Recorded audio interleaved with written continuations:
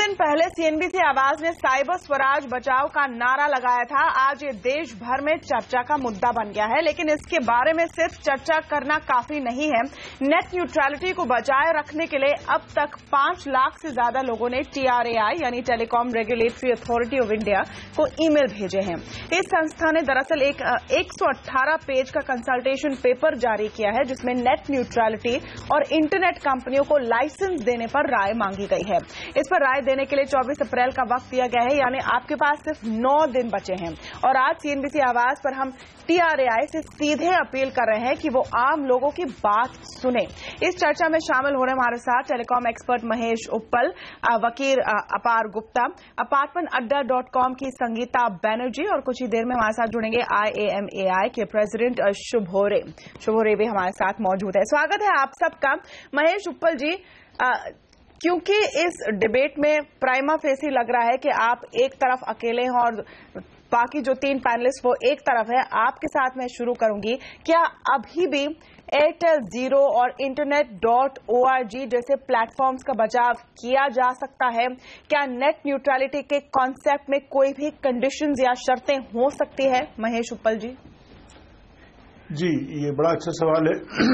इसमें मेरा मानना है कि एयरटेल जीरो और internet.org को समर्थन में का सवाल नहीं है और ना ही मैं उनका समर्थन करता हूं, पर एक प्रिंसिपल पॉइंट है कि नेटवर्क न्यूट्रलिटी आम तौर पर आम हालात में कोई भी अपोज नहीं कर सकता, पर जो भी एक्सट्रीम सिचुएशन होगी वहां पर हम ये कहें कि हम किसी भी हालत नेट न्यूट्रलिटी एक्सेप्ट नहीं करेंगे, ये मेरे ख्याल से ज्यादा अक्लमंदी की बात नहीं है। क्योंकि ठीक उसी तरीके से जैसे हमारी सारी सड़कें फ्री हैं, पर कुछ सड़कों पे हम कंट्रोल करते हैं, कुछ गाड़ियां फ्री हैं, सब गाड़ियां फ्री हैं, पर ट्रक्स पे हम थोड़ा कंट्रोल करते हैं।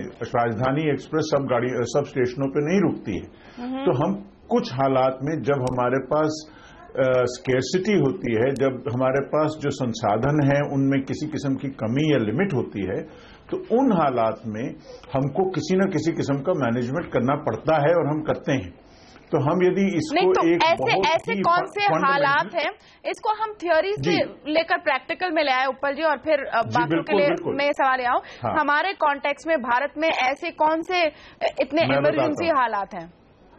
जी, सबसे बड़ा डिफरेंस हमारे देश में ये है, और ये बहुत इंपॉर्टेंट है, कि हमारा जो नेटवर्क है वो प्रेडोमिनेंटली वायरलेस है। यानी कि 93% हमारे जो ग्राहक हैं वो पूरी तरह से मोबाइल पर निर्भर हैं, उनके पास फिक्स लाइन किसी किस्म की नहीं है। क्योंकि वो मोबाइल पर निर्भर है, इसलिए वो स्पेक्ट्रम पर निर्भर है। स्पेक्ट्रम जो है एक सीमित संसाधन है, उसके पास वो एक लिमिटेड कैपेसिटी है, चाहे आप हिंदुस्तान में है या किसी और देश में है, वो लिमिटेड है। और हमारे देश में एक ज्यादा बड़ी प्रॉब्लम ये भी है कि हमारे यहाँ हमारे पास जो ऑपरेटर हैं वो कई गुना ज्यादा हैं आम देशों से। कई गुना नहीं, कम से कम कई, आमतौर पर 4-5 ऑपरेटर होते हैं देशों में, हमारे यहाँ 10 ऑपरेटर होते हैं टिपिकली एक सर्कल में। तो इस वजह से हमारा जो स्पेक्ट्रम है वो लिमिटेड है, और इसका मतलब यह है कि वो एक लिमिटेड कैपेसिटी को ही अकोमोडेट कर सकता है। यदि हम चाहें कि उसमें डेटा ठूंसते रहेंगे, ये संभव नहीं है। ये बिल्कुल इंडेफिनेटली हम नहीं कर सकते। हमें ये मानना पड़ेगा कि कुछ हालात ऐसे होंगे जब हमको ये मैनेज करना पड़ेगा। इसका ये मतलब नहीं है कि ये नहीं, लेकिन ये बहुत जरूरी है कि ये कौन मैनेज करेगा, कितने प्रॉफिट पर मैनेज करेगा, और क्या ये तर्क दूसरे लोग इससे सहमत है? शुरू करूंगी मैं शुभोरे से।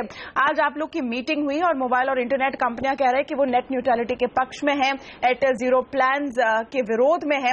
आपने सुना महेश उप्पल जी का तर्क, और ये एक बहुत ही स्टैंडर्ड कॉमन तर्क है। 2 चीजें कहते हैं लोग जो उनकी तरफ से खड़े हैं। एक कहते हैं कि आप लोगों को समझ में नहीं आ रही है बात कि नेट न्यूट्रलिटी और एयरटेल जीरो जैसी स्कीम्स अलग अलग चीजें हैं, और दूसरी बात कहते हैं कि देखिए जी स्पेक्ट्रम इतना सस्ता है। तीसरी बात कहते हैं कि स्पेक्ट्रम इतना महंगा है। क्या इस तर्क में कोई भी लॉजिक आपको नजर आ रहा है? देखिए, ये तो जो टेलीकॉम ऑपरेटर्स हैं या उनके जो सपोर्टर्स हैं वो कई चिकनी चुपड़ी बातें करते रहते हैं, लेकिन मोटे तौर पर 2 मोटे मुद्दे हमारे सामने हैं। एक तो ये TRAI का पेपर है, और दूसरा ये बात रही एयरटेल के जो प्लान थे उसके बारे में। तो मैं जरा सा आपको ये TRI के प्लान के बारे में बता दूं। ये TRI का जो पेपर है ये इंपॉर्टेंट इसलिए है क्योंकि इसको भी ऑपरेटर्स ने टेलकोस ने TRI पे प्रेशर डाल के ही निकलवाया है। ये सुओ मोटो पेपर है जो after some CEOs of telcos met the chairman and they repeatedly badgered him to take out this paper. Now this paper जो है ये जो 3-4 गलत एजम्पशंस पे बेस्ड है। आप इस पेपर की फोकस को देखिए, ये कैसे कैसे प्रश्न पूछ रहे हैं। Do you think that the regulatory environment is tilted in favour of OTTs? Do you think that the OTTs should be licensed? Do you think the OTT should do a revenue share? मतलब ये जो है ना, जिसको कहते हैं loaded questions है बिल्कुल ही। और इससे पता चलता है कि ये TRI तो under pressure from the telcos ये बनाई है और ये पूरा चीज जो है जस्टिफाई करने के लिए बनाया गया है कि नेट न्यूट्रलिटी को तोड़ दिया जाए। दूसरी बात है जीरो रेटिंग की, जो एयरटेल ने शुरू किया था और कई ऑपरेटर्स मेरे ख्याल से शुरू करने की सोच रहे थे, उसमें मेरे ख्याल से मोटा मोटी मुद्दा ये है कि इन्होंने जो कहानी बताई वो सच्चाई नहीं थी। कहानी इनकी ये है कि हम लोग इसलिए कर रहे हैं कि हमारे देश में 750 मिलियन लोग ऐसे हैं जो कनेक्टेड नहीं है, उनको कनेक्ट करने के लिए हम लोग ये तथाकथित मुफ्त में ये सेवा प्रदान करेंगे। लेकिन ये जो हकीकत कुछ और है, ये किसको दे रहे हैं फ्री में, किसको नहीं दे रहे हैं, किसी को पता भी नहीं है। अगर कम से कम हमें ये पता चलता कि सही में ये लोग जो लोग इंटरनेट बिल्कुल ही यूज नहीं करते हैं उन लोगों को ये लोग फ्री में इंटरनेट दे रहे हैं कुछ महीनों के लिए या 1 साल के लिए, तब शायद जीरो रेटिंग में कुछ दम रह जाती, तब शायद ये अपना वॉक द टॉक करते तो थोड़ा सा अच्छा लगता।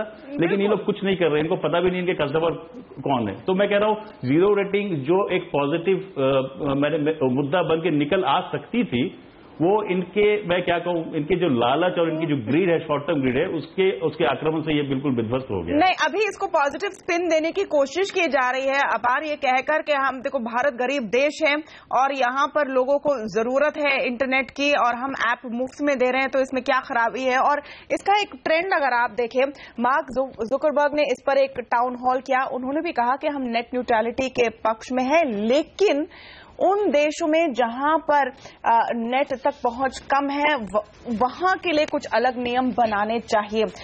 हाइक की कवीन भारती भी कहते हैं कि मैं नेट न्यूट्रलिटी के पक्ष में हूं, लेकिन भारत का मॉडल US और चाइना जैसा नहीं हो सकता। आपको लगता है एक नया लूप होल ढूंढने की कोशिश चल रही है, क्योंकि पहला आर्ग्यूमेंट तो फेल हो चुका है। अपार, देखिए, अगर इसमें हम बोलें कि भारतीयों के पास इंटरनेट का एक्सेस नहीं है और वो देने के लिए, वो फैसिलिटेट करने के लिए पहली बारी भारतीयों को ऐसे फ्री प्लेटफॉर्मों पर डाला जा रहा है, तो इन प्लेटफॉर्मों में ट्रांसपेरेंसी भी होनी चाहिए। पता लगना चाहिए कि क्या कमर्शियल डील है और ये दूसरे इंटरनेट वेबसाइटों के लिए अवेलेबल है या नहीं, और यही मुद्दा हो गया है। बहुत लोग ये मानते हैं कि जैसे ये जीरो रेटेड डील्स हैं जिसके अंदर किसी भी ग्राहक को फ्री में इंटरनेट डेटा मिल सकता है, तो उसके अंदर एक्स्ट्रा चार्जेस भी आते हैं। अगर आप किसी सीमा के बियॉन्ड जाते हैं या कोई फोटो डाउनलोड करते हैं तो उस पर आपकी बिलिंग होती है, और ये ट्रांसपेरेंसी आना बहुत बहुत जरूरी है। जहां तक बात रही दूसरे देशों के नेटवर्क न्यूट्रलिटी कानूनों को देखने की, इंडिया के यूनिक कॉन्टेक्स्ट के लिए ब्राजील का भी कानून देख सकते हैं। ब्राजील भी एक डेवलपिंग कंट्री है और उसने भी नेटवर्क न्यूट्रलिटी लॉ बनाया है और उसने ऐसी जीरो रेटिंग डील्स पे बहुत कड़ी कानून लगाया है कि ये यूजुअली अलाउड नहीं है। अब देखा जाए, हम पूरा प्रिंसिपल बेस्ड आर्ग्यूमेंट करना चाहिए इस पे कि इंटरनेट और भारतीयों के हित में क्या है। क्या 5 से 10 वेबसाइटें एक प्लेटफॉर्म पे देना, क्या उसे हम इंटरनेट बोल भी सकते हैं, या वो एक प्रमोशनल और मार्केटिंग के माध्यम का एक छोटा सा मीडियम है? क्या वो इंटरनेट भी है जो हम देंगे अपने देशवासियों को? नहीं, और आप कौन होते हैं इंटरनेट को काट छाट कर हमें देने के लिए, ये कहकर कि मुफ्त में आपको मिल रहा है। मैं यहाँ पर मिस बैनर्जी से बात करना चाहती हूँ। अपना apartmentadda.com की वेबसाइट ये चलाती है, फाउंड करती है। हमें समझाइए संगीता कि अगर ऐसा एक सिस्टम अलाउ किया जाए जहां पर मैजिक ब्रिक्स फॉर एग्जांपल या 99acres.com या जो आपकी स्पेस में इस वक्त ज्यादा नोन ब्रांड्स हैं और साइट्स हैं उनको अहमियत मिले, तो आपकी जैसी कंपनियों का क्या होगा? तो मैं इसका उत्तर ये देना चाहूंगी कि Bharat is a very unique country. जो हमारा देश है बहुत यूनिक है, हमारे कुछ यूनिक प्रॉब्लम्स हैं और आप देखेंगे पिछले 5-10 साल में बहुत सारे यूनिक सोल्यूशंस हम भारतीयों से ही आए हैं इन भारतीय प्रॉब्लम्स के लिए। क्यों? Because of internet. आज कोई भी अगर स्टूडेंट, कॉलेज स्टूडेंट सोचता है कि ये हमारे देश में प्रॉब्लम है, मैं इसको सॉल्व करना चाहता हूं और मैं सॉफ्टवेयर इंजीनियर हूं, मुझे बाहर के देश में जाने की जरूरत नहीं है करियर बनाने के लिए। कुल मिलाकर नेट न्यूट्रलिटी के पक्ष में है। एब्सोल्युटली। और आपकी जैसे कंपनी का क्या होगा अगर इसको अलाउ किया जाए?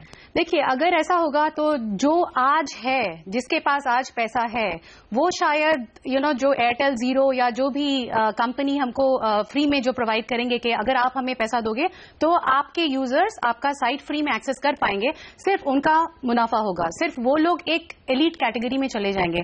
बाकी जो लोग आज इनोवेट कर रहे हैं, जिन्होंने आज ये जंप लिया है कि मुझे अपना स्टार्टअप बनाना है, ये हमारा प्रॉब्लम सॉल्व करने के लिए, वो लोग कभी आगे बढ़ ही नहीं पाएंगे क्योंकि यूजर्स उनको एक्सेस नहीं कर पाएंगे। यानी एक मैजिक ब्रिक्स को टक्कर देने के लिए संगीता को अपने अपार्टमेंट अड्डा.com के प्लान के साथ खूब सारे पैसों की प्लानिंग करनी पड़ेगी कि मैं पहले एक तरह से हफ्ता वसूली दूं टेलीकॉम कंपनियों को, तब जाकर मेरी साइट दिखे लोगों के मोबाइल से। महेश उप्पल जी, आपने सबके तर्क सुने, क्या अभी भी आप कहेंगे कि स्पेक्ट्रम लिमिटेड है और 93% लोग मोबाइल पर इंटरनेट सर्व करते हैं, इसलिए हम बताएंगे उनको कि वो क्या सर्व करें? क्या ये लॉजिक अभी भी स्टैंड करता है आपका? हाँ, मैं आपको बताऊं, क्योंकि आप देखेंगे कि किसी भी आपके जो बाकी कॉरेस्पॉन्डेंट हैं या जो भी हैं हमारे साथ में, नहीं, कॉरेस्पॉन्डेंट नहीं, यहाँ सब इंडिपेंडेंट एनालिस्ट हैं और सब वही मैं कह रहा हूँ हमारे मित्र, ठीक है। मैं ये कह रहा हूँ कि उनमें से किसी ने भी ये नहीं कंट्रोवर्ट किया कि हमारे यहाँ स्पेक्ट्रम की कमी नहीं है, या यदि स्पेक्ट्रम की कमी हो तो हमें मैनेज करना पड़ेगा। प्लीज अंडरस्टैंड एक शुभो, स्पेसिफिक आपके पास कोई जवाब है स्पेक्ट्रम पॉइंट पर? क्योंकि उनका पॉइंट करेक्ट है, स्पेक्ट्रम पॉइंट पर किसी ने कुछ बोला नहीं। अपार जवाब देना चाहिए। जवाब बिल्कुल है। ओके, पहले शुभो फिर अपार। शुभो, स्पेसिफिकली स्पेक्ट्रम पॉइंट। मेरा जवाब यही है कि स्पेक्ट्रम की उस तरह की कमी नहीं है। इनका प्रॉब्लम यह है कि स्पेक्ट्रम का जो प्राइस है वो बहुत हाई रखा जाता है और क्योंकि ये लोग सरकार से जूझ नहीं पा रहे हैं तो ये लोग इंटरनेट कंपनियों के पीछे पड़े हुए हैं, सीधी बात है। ओके, अपार। स्पेक्ट्रम की कोई कमी हमारे देश में नहीं है सच। ऑन द स्पेक्ट्रम पॉइंट, अपार। देखिए महेश जी की मैं बात कुछ हद तक मानता हूं कि स्पेक्ट्रम की अगर सीमाएं हैं और स्पेक्ट्रम लिमिटेड स्कैर्स रिसोर्स है, जिसे स्पेक्ट्रम स्कैरिसिटी बोलते हैं, तो नेटवर्क मैनेजमेंट टूल्स होते हैं जिससे इंटरनेट के जो एक्सपीरियंस है हम सब के लिए वो कोई में बाधाएं नहीं आए, ब्रेक डाउन नहीं हो नेटवर्क के अंदर, और इसके लिए नेटवर्क मैनेजमेंट होता है। अब ये नेटवर्क मैनेजमेंट है क्या? इसके अंदर क्या आप बोल सकते हैं कि ए या बी वेबसाइट ही लोड होएगी, या आप बोल सकते हैं क्योंकि एक टाइप ऑफ सर्विस दी जा रही है जैसे वीडियो स्ट्रीमिंग तो है, क्या कैसे तो करें वो बहुत बर्डन पड़ रहा है। कैसे? हाँ बिल्कुल, तो डिस्क्रिमिनेशन जो होनी चाहिए वो सर्विस बेस्ड होनी चाहिए, वो नेटवर्क के हित में होनी चाहिए कि किसी कंपनी के हित में होनी चाहिए कि स्पेसिफिक प्लेटफॉर्म जो एयरटेल जीरो पे चढ़ पाए, जिसके पास पैसे हो, कि उसे ही अलाउड किया जाए और दूसरों को स्लो किया जाए। तो हम मानते हैं कि नेटवर्क मैनेजमेंट कर सकते हैं ये टेलीकॉम ऑपरेटर, और मुझे ये समझ में नहीं आ रहा है कि रख सकते हैं पर जी आपको महंगा स्पेक्ट्रम खरीदना पड़ा है, देश में स्पेक्ट्रम की कमी है, जो शुभोरे कह रहे हैं ऐसी कोई कमी नहीं है, तो इसका खामियाजा ग्राहक भुगतेगा, उसको पता भी नहीं चलेगा कि वो कैसे भुगतेगा और उसको एक फ्री चीज बेची जाएगी जिसकी कॉस्ट इतनी ज्यादा है। अपार, अगर आप पॉइंट खत्म करेंगे फिर हम ब्रेक लेंगे। तो इसके अंदर ये नेटवर्क मैनेजमेंट सर्विसेज पब्लिश करें, उनकी ऑडिट हो और सही तरीके से ये सारा प्रोसेस आगे लिया जाए। अगर स्पेक्ट्रम की इतनी स्कैरिसिटी है और हमें इसको डिस्ट्रीब्यूट करना पड़ रहा है, तो इस तरह से मेरे को लगता है ये भारतीय ग्राहकों के हित में होएगा। उन्हें पता होगा कि मैं वीडियो स्ट्रीमिंग कर रहा हूं तो क्या पता थोड़ी स्लो चल जाए या उसमें मैनेजमेंट लगे थोड़ा, पर अगर मैं चैटिंग कर रहा हूं तो उसमें कुछ ना हो। तो बताऊं, तरीके हैं, ऐसी बात नहीं है कि हमें नेटवर्क न्यूट्रलिटी तरीके हैं, बहाने अब नहीं बचे हैं, प्रॉब्लम यही पर है। महेश उप्पल जी, आपके पॉइंट का जवाब आपको मिला। आगे हम बात करेंगे TRAI के इस 118 पेज की कंसल्टेशन पेपर पर, क्या खामियां हैं, क्या सही है, क्या गलत। एक छोटे से ब्रेक के बाद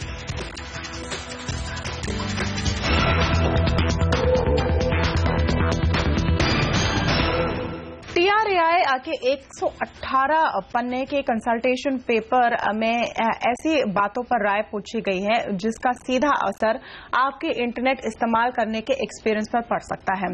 उस पेपर में नेट न्यूट्रलिटी और कुछ वेबसाइट्स को लाइसेंस करने पर विचार पूछे गए हैं, लेकिन उसमें जिस तरह के सवाल लिखे हैं और पॉइंट्स किए हैं उससे प्रश्न उठ रहे हैं। फॉर एग्जांपल, TRAI के इस पेपर में मैसेजिंग एप्स को खतरा माना गया है, टैक्सी एप्लीकेशंस को गैरकानूनी बताया गया है, सोशल मीडिया पर जो आजादी होती है उसको भी एक समस्या बताया गया है। तो क्या ये एक थोड़ा सा लोडेड पेपर है, एक पक्ष की तरफ झुकाव है? अब इस पर हम चर्चा करेंगे। संगीता, आपने कौन से और जेम्स पाए TRAI के इस रिपोर्ट में? नहीं, आपने सही बताया, ये बहुत ही बायस्ड है जो पेपर, एंड ये थोड़ा दुखद है कि TRAI जिसको न्यूट्रल होना चाहिए, खुद ही न्यूट्रल होना चाहिए, साइड ले रही है टेलीकॉम कंपनीज का वेरी ओपनली। सो अगर आप देखेंगे, इन्होंने बताया है कि लेकिन ये over the top services efficiency बढ़ा रही है एवरेज इंडियन एम्प्लॉई का, और उन्होंने कहा है 2% बढ़ा रही है। ये पता नहीं कहां से आ रहा है उनका नंबर, लेकिन वो कह रहे हैं कि कार्बन एमिशन जो है बिकॉज ऑफ दी सर्विसेज, जो इंटरनेट सर्विसेज हैं, OTT जो बोल रहे हैं ये लोग, 30% कम हुआ है बड़े कॉर्पोरेट्स का एंड 90% कम हुआ है छोटे कॉर्पोरेट्स का। ये बहुत ही बड़ा नंबर है इन सपोर्ट ऑफ नेट न्यूट्रलिटी। और सेकंड, आप देखेंगे कि TRAI पेपर में इन्होंने बताया है कि उनका एक फंड है ये USOF करके, यूनिवर्सल सर्विस ऑब्लिगेशन फंड, हाँ, जिसमें कि उनको पैसा नहीं आएगा अगर नेट न्यूट्रलिटी रहा, और उसमें अगर पैसा नहीं रहेगा तो TRAI इंफ्रास्ट्रक्चर पे नहीं डाल सकती है। तो ये USOF है क्या? ये नई नई चीजें। शुभोरे, आप लोग की जो संस्था है वो भी TRAI के इस पेपर से हैरान है, बताइए क्यों हैरान है?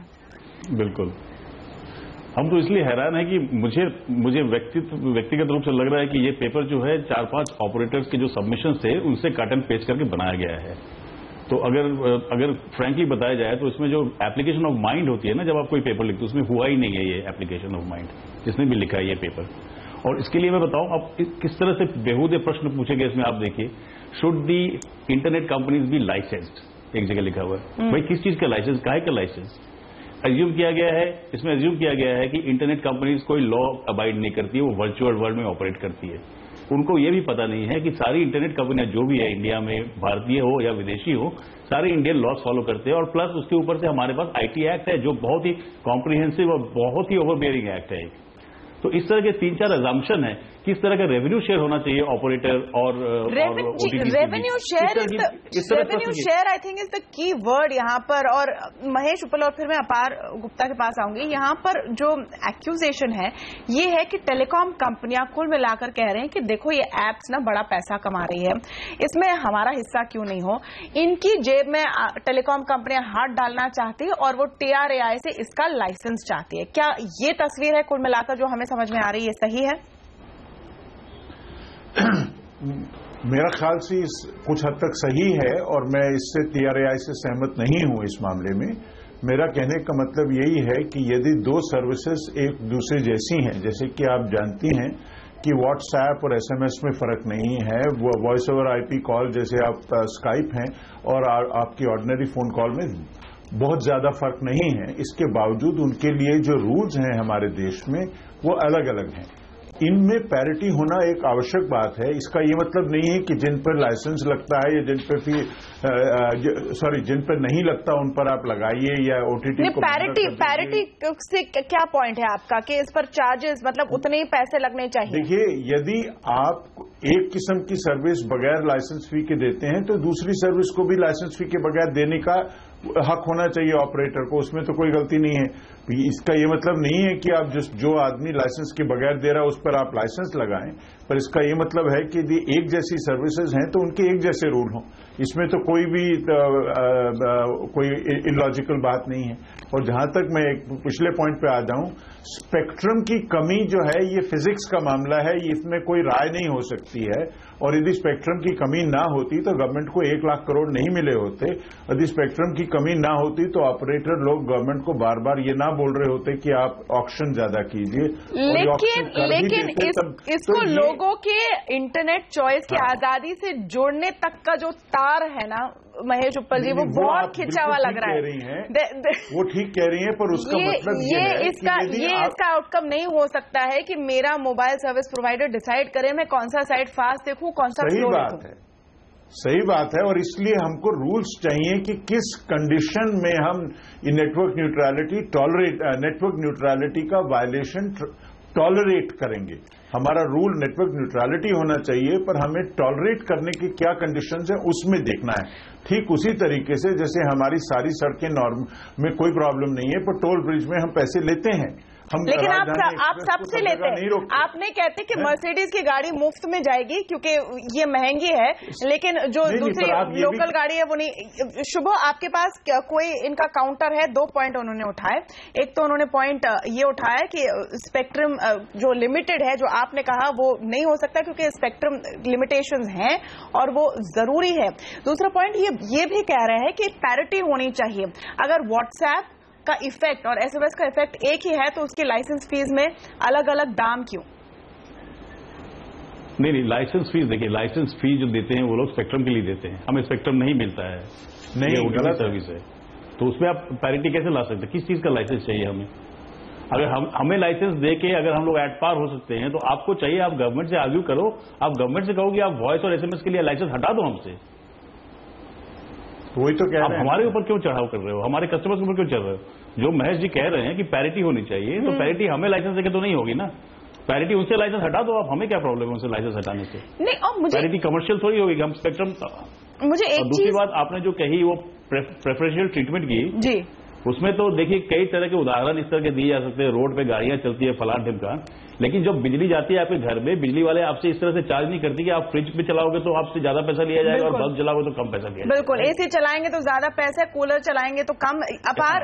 अपार ऐसा तो नहीं होता है। जो आपके मुताबिक कोई भी सिचुएशन में क्या कोई एक्सेप्शंस हो सकते हैं नेट न्यूट्रलिटी के रूल पर? क्योंकि अब स्थिति ये आ गई है इतने बड़े आउटरीच के बाद, दूसरे पक्ष से ये आवाजें आ रही, ठीक है हम सब नेट न्यूट्रलिटी के साथ है, बट अगर मगर इन केसेस में कुछ और सोचना चाहिए। आपको लगता है लूप होल्स की खोज चल रही है? देखिए, लूप होल्स की खोज बिल्कुल चल रही है। इसके लिए मैं बोलूंगा क्योंकि हमारे पास काफी उदाहरण हैं पहले से। अब देखिए, अगर हम एक्सेप्शन क्रिएट करें और वो एक्सेप्शन ही रूल बन जाए तो उसमें क्या फायदा? नेटवर्क न्यूट्रलिटी बहुत अच्छी तरह डिफाइन होना चाहिए इस कंसल्टेशन प्रोसेस से। दूसरी बात मैं ये बोलूंगा, एक्सेप्शन जो है वो एक्सेप्शन ही रहना चाहिए, सीमित ही होना चाहिए। और तीसरी चीज, ये एक्सेप्शन का जब भी कोई वायलेशन हो, कोई भी इलीगैलिटी हो, तो उसके लिए पेनल्टीज भी इंपोज होनी चाहिए। तो इसके लिए पूरी एक प्रक्रिया बनानी पड़ेगी TRAI को कि एक्सेप्शन ही रहे। और ये कोई नहीं कह रहा कि टेलीकॉम कंपनीज जो हैं वो इस पार्ट का, इस सारी कंसल्टेशन प्रोसेस का एक स्टेक होल्डर नहीं है, पर उसका हित भारतीयों के हित के आगे नहीं आ सकता। बिल्कुल, और स्टेक होल्डर तो क्या, शुभोरे के मुताबिक वो तो लेखक हैं इस पूरे कंसल्टेशन प्रोसेस पर। लेकिन प्रेशर बढ़ रहा है और फ्लिपकार्ट के एयरटेल जीरो से हटने के बाद क्लियर ट्रिप अब internet.org से हट गया है। ऐसे प्रेशर में आपको लगता है कि महेश उप्पल, अगर कोई एक्सेप्शंस होने हैं तो उसको बहुत ही क्लियरली जस्टिफाई करना पड़ेगा? कम से कम टेलीकॉम कंपनियां जो ये दावा करें कि हम लोगों को अपने दिल में, इतने बड़े दिल की वजह से मुफ्त में हम इंटरनेट दे रहे हैं, उनको बताना पड़ेगा किसको कितने समय तक इंटरनेट वो मुफ्त दे रहे हैं और उसका खामियाजा कौन भर रहा है। बिल्कुल, इसमें कोई दो राय हो ही नहीं सकती। मैं इससे पूरी तरह से सहमत हूं कि ये ट्रांसपेरेंट होना चाहिए, पारदर्शी होना चाहिए और ये प्रिंसिपल्ड होना चाहिए। यदि आप फ्लिपकार्ट को अलाउ करते हैं तो आप अमेजॉन को भी अलाउ कीजिए, यदि आप माइक्रोसॉफ्ट को करते हैं तो गूगल को भी कीजिए। नहीं, बट इनका क्या, फॉर एग्जाम्पल अपार्टमेंट अड्डा क्या करने वाला है? अगर आप सबको अलाउ करते हैं ऐसे प्लेटफॉर्म्स पर, जिनके पास पैसा नहीं वो दुकान बंद करके बैठ जाएं। मैं यहाँ पे ये कहना चाहूंगी महेश जी के ये इनोवेशन का वर्ल्ड है। आप सोचते हैं अमेजॉन और फ्लिपकार्ट सेम है, आज है क्या? अगर 1 महीने के बाद अगर फ्लिपकार्ट भी सोचिए स्काइप जैसा सर्विस स्टार्ट करती है चैटिंग के लिए बिटवीन बायर एंड सेलर, आप लोग कैसे ये तय करेंगे कि ये सर्विस कौन सी सर्विस जैसा है? क्योंकि ये इमेजिन ही नहीं कर सकते कि कैसे इसमें इनोवेशन होगा। चलिए, बहुत बहुत शुक्रिया आप सबका शामिल होने के लिए। समय समाप्त हो गया है, लेकिन ये डिबेट समाप्त नहीं हुई है। इस पर लगातार आवाज की नजर रही है और लगातार हम इसके हर पहलू पर चर्चा करते रहेंगे। नमस्कार।